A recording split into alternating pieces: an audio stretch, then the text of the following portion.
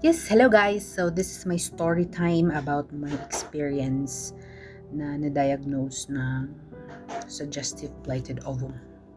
I'm not an expert on anything but what I know that time, blighted ovum is when walang nabuong fetal pole, walang cardiac activity, walang embryo, like yung dinadala mo ay isang itim lang na sac at obviously walang laman na baby. So I am now 34 years old and I had a blessing na mabuntis after nung marriage namin nung October, and then at the end of October I found out that I am pregnant. So nung nasa Philippines ako, before ako bumalik ng Saudi Arabia, me and my husband decided to visit a clinic, magpa-check muna sa OB. And I did my transvaginal ultrasound when I was 5 weeks. Yeah, nung 5 weeks ako. And there it was, I saw my little tiny sac and it is implanted naman sa uterus at wala siya sa fallopian tube. So that time, in-advise sa akin ng aking OB-GYN na mag-transvaginal lang kasi to make sure nga na the implantation was correct na nasa uterus siya at wala siya sa fallopian tube. Then, ang advice niya sa akin is, pagbalik ko ng Saudi Arabia, at around 7 weeks, magpa-check na ako sa OB dito sa Saudi, para yun nga, ma-follow up na ang lahat, everything and all. But during that time, during that 5 weeks, sinabi niya sa akin na, ayan, may sac. And it's normal na sac pa lang yung makikita natin because you're still 5 weeks. Like, okay lang yun, na sac pa lang yung makikita natin. Okay? Then, when I came here, directly I was drinking my folic acid and all of those other things, but around 7 weeks yun nga, nagpa-check na ako sa OB ko and we did the routine blood blood sample and all of that, and my very first ultrasound during my 7 weeks. So that time, nung na-ultrasound ako ng 7 weeks, it was still a sac. Hindi ko makakalimutan, sinabi sa akin ng doctor is, bumalik ka sa akin after 10 days and then we will decide if you will have a viable pregnancy. Nung time na yun, hindi ako aware na there is such thing as blighted ovum. Yes, I'm a nurse, pero kasi nga, di ba, pag wala kang pakialam sa OB world, kasi nga, hindi ka pa naman parent, like that, like hindi ka aware sa mga ganap na yun pala, mayroon palang tinatawag na blighted ovum. So, nung sinabi niya sa akin na bumalik ka after 10 days, para malaman natin kung viable ang pregnancy mo, nawindang ako kasi sabi ko, viable? So, what do you mean viable? And then, yun nga, nag-research ako kasi nakita ko yung findings ko, sinulat niya. No fetal pole, what's that? No embryo or something like that, nakalimutan. So that's the time nakita ko na yung word na blighted ovum. We basically, may specific months na kapag wala ngang nabuo, it is called a miscarriage, and yun na nga, we will terminate the pregnancy kasi nga wala ngang baby na nabuo. So, nagse-search lang ako sa Google. Sabi nila minsan 7 weeks, normal lang daw talaga na hindi mo makita. But sometimes 6 weeks, makikita mo na daw yung fetal pole. Anyway, natakot ako. Obviously, kasi possible pala yun na nangyayari pala yun sa mundong to. After that ultrasound, 3 days after that ultrasound, nag-bleed ako.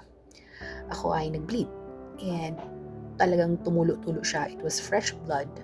Nag-bleed ako, nasa CR ako. I was so afraid.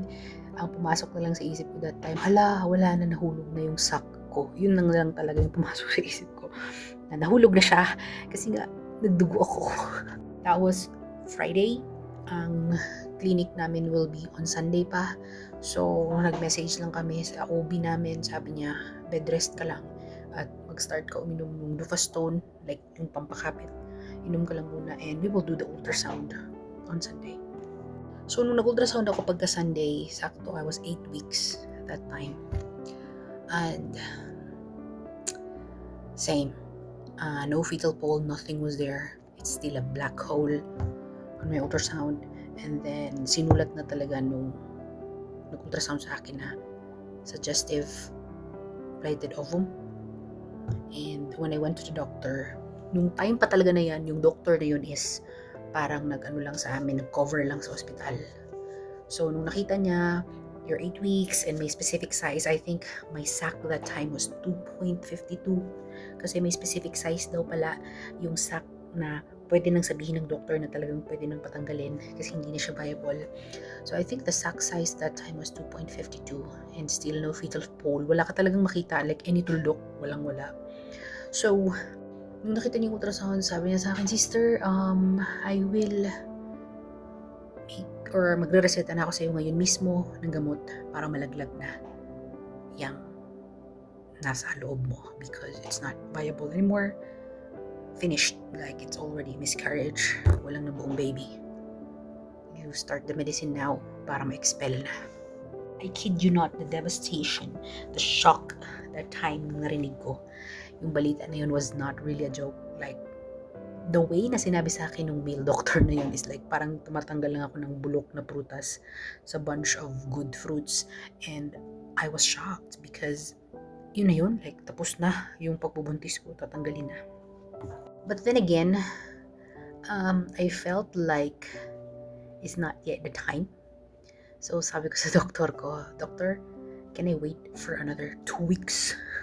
So maybe we can still wait. Pero sabi niya, "It's up to you. You can wait until 10 weeks, but no problem." Ang akin, mag-wait ako ng 10 weeks kasi nga, baka lalabas yung tinatawag natin yung si baby. Baka pop, suddenly lalabas. Pero sa brain niya, mag-wait ako ng 2 weeks para malaglag. Sinabi niya talaga sa akin, "Oh, it's okay.